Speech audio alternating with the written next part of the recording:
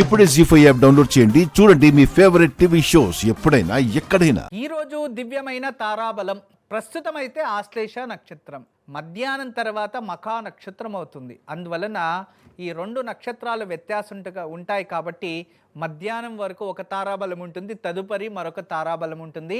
దాన్ని చూసుకొని చక్కగా బ్యాలెన్స్ చేసుకోవాలి. మీరు ముందుగా అశ్విని మఖా మూలా నక్షత్రం వారికి మధ్యాహ్నం వరకు పరమమిత్ర తార ఉంటుంది.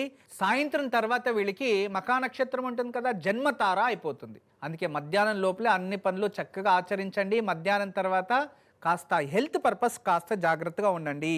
ఇక భరణి పుబ్బ పూర్వాషాఢ నక్షత్రం వారికి మధ్యాహ్నం వరకు మిత్రతార ఉంటుంది, మధ్యాహ్నం తర్వాత పరమమిత్రతార. ఈ రోజంతా మీకు చాలా అత్యంత శుభకరంగా ఉంది, చక్కగా ఉపయోగం చేసుకోండి.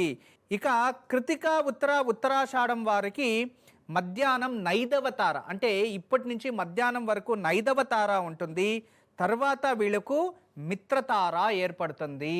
అంటే మధ్యాహ్నం 1 గంట తర్వాత అన్నీ మీ ఫేవర్గా ఉంటాయి, మీరు అనుకున్నట్టే అవుతాయి. ప్రస్తుతం కాస్త గొడవలు, చిన్నవి తలనొప్పులు, ఇంట్లో చిరాకు ఇలాంటివి ఉంటాయి, కాస్త జాగ్రత్తగా ఉండండి. ఇక రోహిణి అస్త శ్రవణ నక్షత్రం వారికి మధ్యాహ్నం వరకు సాధక తార ఉంటుంది. మీరు ఏదైనా కష్టపడితే ఖచ్చితంగా దానికి తగినట్టుగా ప్రతిఫలం ఉంటుంది.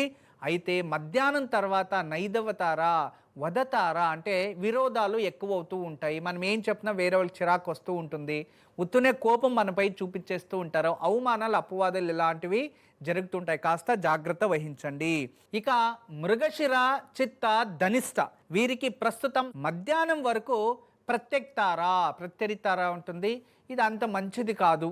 మధ్యాహ్నం వరకు నిరాశ మనోభూతి, కోపం ఎక్కువ, మనమే ఇతరులకి ఏదైనా కోపంలో ఏదైనా అనేస్తూ ఉంటాం, లేదా మనల్ని ఎవరైనా అంటూ ఉంటారు, ఇటువంటివి జరుగుతూ ఉంటాయి. కాస్త అయినంత వరకు జాగ్రత్తగా ఉండాలి.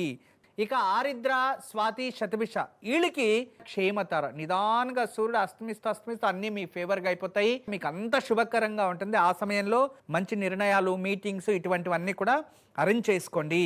ఇక పునర్వసు విశాఖ పూర్వ భాద్రపద వారికి విపత్తార ఉంటుంది. కాస్త డ్రైవింగ్ వెళ్ళేటప్పుడు, ఏదైనా నిర్ణయాలు తీసుకోవటప్పుడు, ఎవరికైనా ఇచ్చి తీసుకునేటప్పుడు చాలా జాగ్రత్తగా ఉండండి. ఇటువంటి వారు విపత్తారలో ఉన్నప్పుడు చాలా వరకు మనకి విరోధులు ఎక్కువ ఉంటారు, దాని నుంచి జాగ్రత్త వహించండి. ఇక పుష్య అనురాధ ఉత్తరా భాద్రపద వీరికి ప్రస్తుతం సంపద తార.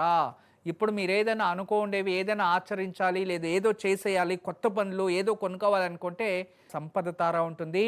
అటువంటి సమయంలో ఏదైనా ఇన్వెస్ట్మెంట్, కొనుగోలు ఏదైనా చేసేది, రిజిస్ట్రేషన్స్ ఇలాంటివి పెట్టుకోండి, చాలా శుభం. ఇక ఆశ్లేష జ్యేష్ఠ మరియు రేవతి నక్షత్రం వారికి జన్మతార ఉంటుంది. అది కాస్త హెల్త్ ఇష్యూస్ అటువంటి ప్రభావం చూపిస్తూ ఉంటుంది. హెల్త్, ఆరోగ్యం జాగ్రత్తగా చూసుకోండి. ఇదే ఈరోజు దివ్యమైన తారాబలం. జీ5 యాప్ డౌన్లోడ్ చేసి అన్ని ఎపిసోడ్స్ పూర్తి ఉచితంగా చూడండి.